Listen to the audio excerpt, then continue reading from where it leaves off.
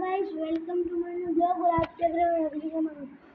तो आज की वीडियो में हम दिखाने वाले हैं तुमको कि हम क्रिकेट घर में कैसे प्रैक्टिस करते हैं। चलो गाइस, मिलते हैं डायरेक्ट ग्राउंड पे।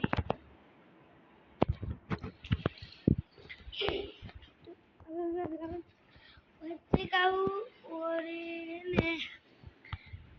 ये विशु भाई है।